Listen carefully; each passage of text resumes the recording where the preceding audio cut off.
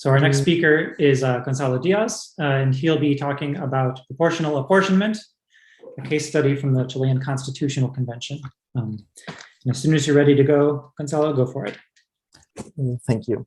Well, good afternoon. My name is Gonzalo Diaz, and I will present you this joint work with Javier Zambrano, Jose Correa, and Victor Verdugo, which title Sam told you. To begin with this whole story, this begins in October year 2019, where Chile had one of the biggest social protests in our recent history.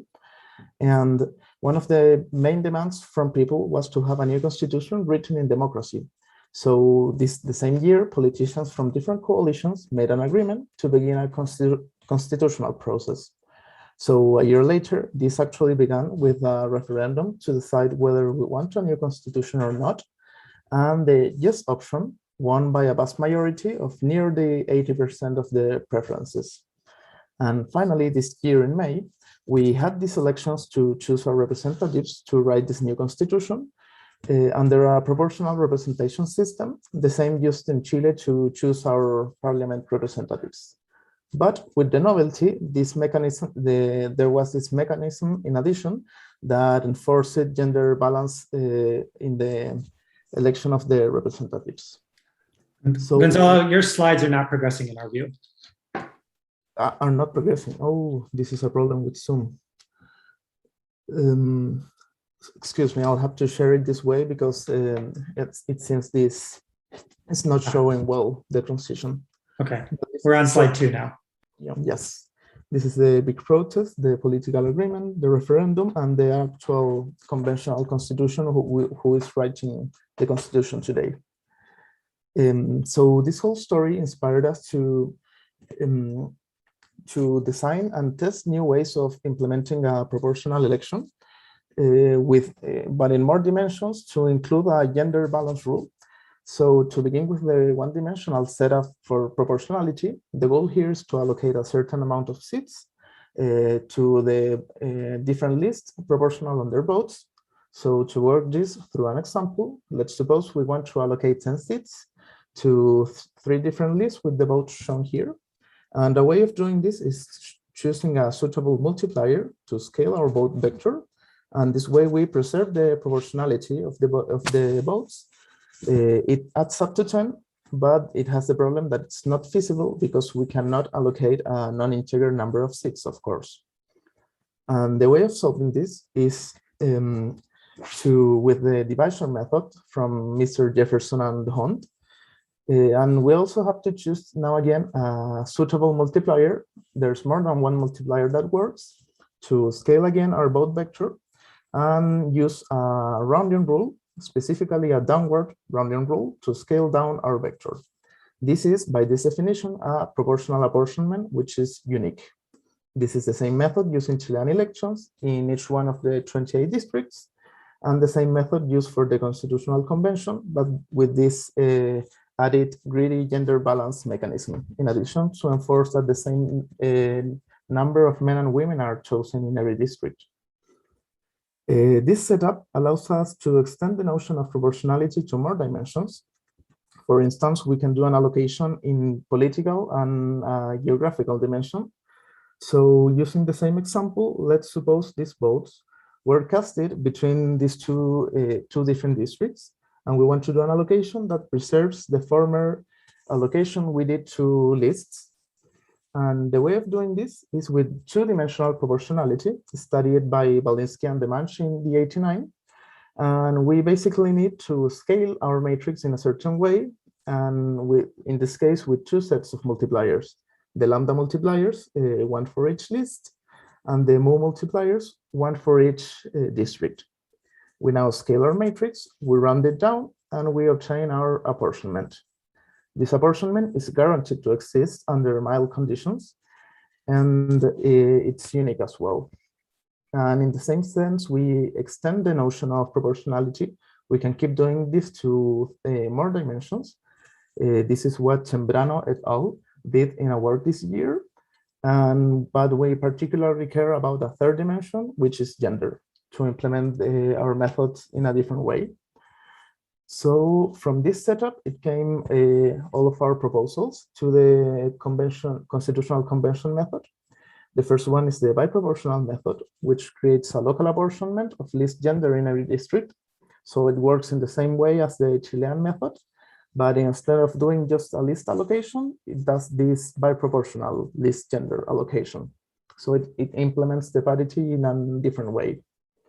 The next one is the three proportional method, which creates now a global apportionment, not a district level apportionment, which tells us how many seats correspond to each list in each district and to each gender.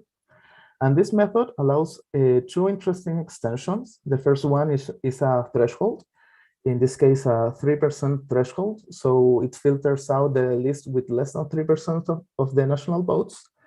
So this way, two tiny lists don't get representation, and we don't incentivize the degradation of bigger lists.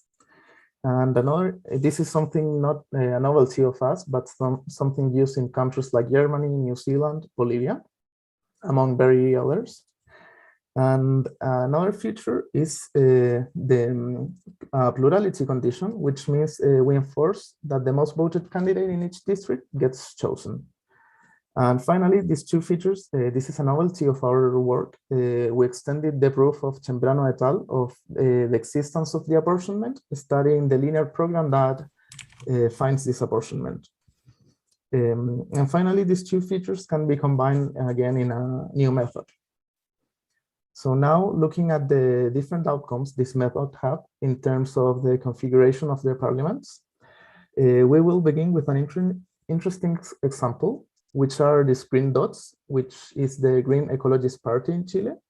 We can see here it's the sixth more important national political force, but despite this fact, they don't get representation under local systems because they are not strong enough in every district to get representations, but they are strong enough in the national level, and this gives them 5 seats.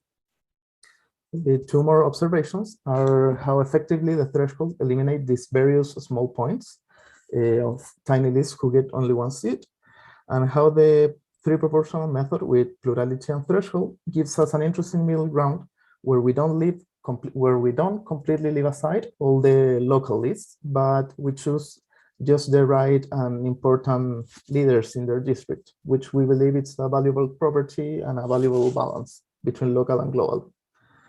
In the table below, I want to show particularly this malapportionment result. Malapportionment is a measure of how far away is the vote share and the seat share of a list. And these two metrics shows us how different the local apportionment and the national apportionment are. And this is the reason why these local methods perform worse than the global methods in terms of the national apportionment of seats to lists. And it happens the other way around in case of the local malapportionment. Another interesting result is the experiment of robustness we ran, where we applied a choke of votes randomly, normally distributed to every candidate to see how many seats were transferred between two lists. And this is the distribution from various simulations is plotted here. And it's easy to see how the local methods are much more sensitive to random shocks than the global ones. And in particular, the method with thresholds are the least sensitive to shock in votes. So the results of the election doesn't change much under these systems with thresholds. Finally, to begin with some conclusions, we presented 2 families of method, the globals and the local ones. And a virtue of the global method is how they avoid the problem of malapportionment in district. Here's a map of Chile with the district colors according to the voting power in each one. And the global method, in the global method, each vote counts. In contrast to local method, where people are constrained to their district and how much power they have to choose candidates in their district. And also, methods with plurality balance the local and national representation without sacrificing much proportionality and representativeness. Finally, the lesson here is that linear programming and algorithmic tools allows the design of new methods with valuable properties for equity and inclusion in democratic elections. Thank you very much for your attention, and I'm looking forward to your questions.